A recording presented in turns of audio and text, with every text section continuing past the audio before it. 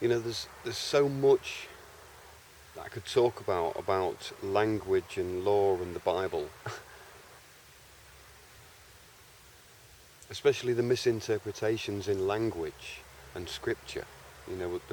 The way that religious people are just pushing a story that they know nothing about. I'd listened to this story for 45 years, the creation story about how Adam and Eve stood in the Garden of Eden and God came down and says, you can eat from all of these trees, but don't eat from the tree of life and the tree of knowledge of good and bad.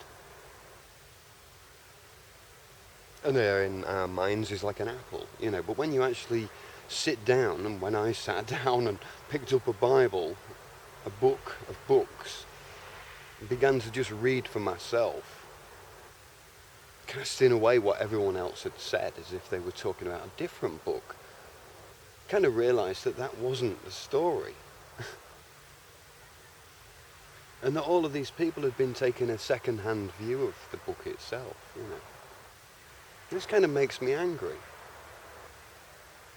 But at first, I think to myself, I don't care about religion, I don't care about the Bible, but the Bible is not a book of religion.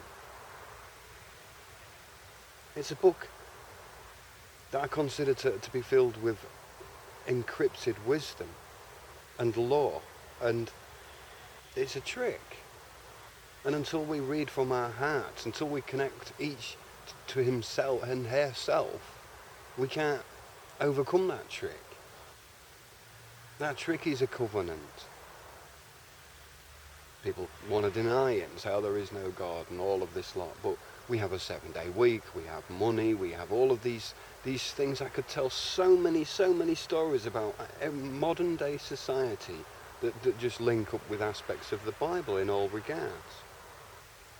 Now we know the legal fiction, the world of law is also a realm of adventurous words and images and symbols, because our human spirit itself manifests in such incredible ways, Our feelings are like dragons, our feelings are like fearsome monsters. There's a world inside of us that society doesn't seem to have written in its laws. But I think anyone who's felt the pain of life knows that that's proof. The pain of emotions, of the life itself. You can be sitting in tranquility listening to a song and suddenly you feel like you've been torn with a blade from head to toe. Your emotions are tearing you in two so much that you have never felt so much physical pain in your life. But it's kind of a glorious pain, or a beautiful pain in another way. But it's the most horrible pain that we feel within.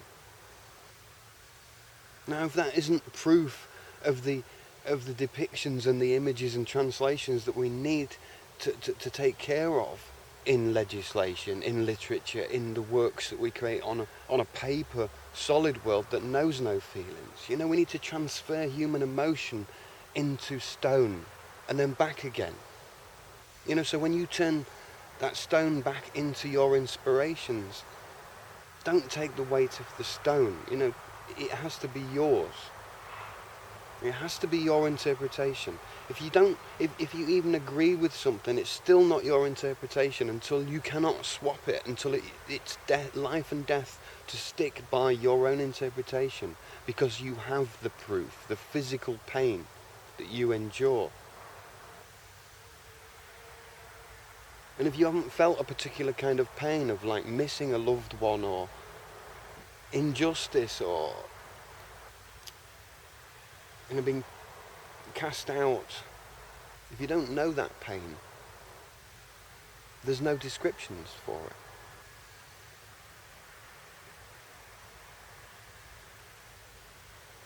Often, people turn to the Bible and think it's finding some sort of like religious, superstitious connection, and most often that is the that is the doorway, that is the doorway of just having like blind faith that there is something out there. I guess it's the best start you can start with, the only start. When the lights are out, you have to believe that there's a light in there somewhere, otherwise there is no start. You have to believe, or you have to have faith or something in something that's not there. But you have to keep all along the way your own reason. You see other signs of other people who've been along the way, and some of them like left false signs, but it's you who reads the signs. It's your interpretation. And not just with the Bible, I mean with life, with everything, with the signs, with advertising, with law. I'm not even really talking about the Bible. The Bible just covers such a small aspect of like the way, the human spirit part of things.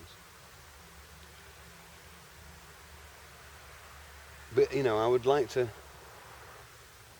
I thought for a while that I could just drop the issue and not talk about the Bible, because I don't need to quote from the Bible in my everyday life to win an argument.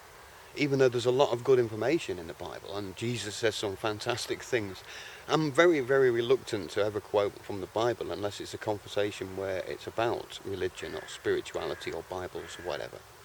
But I'm not the kind of guy to like love thy neighbour and that. I know I throw it in videos, but I regard this also as a part of our the secret world. And so yeah, I mean, if you're interested, I will continue to put in a lot more of my interpretations, because I think they're helpful if we share things together, especially things that we've found from the way we feel.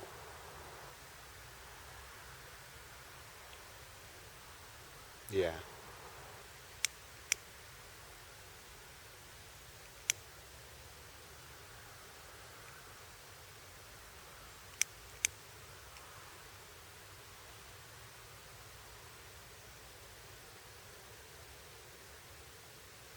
Yeah, thanks for watching. I'll see you later.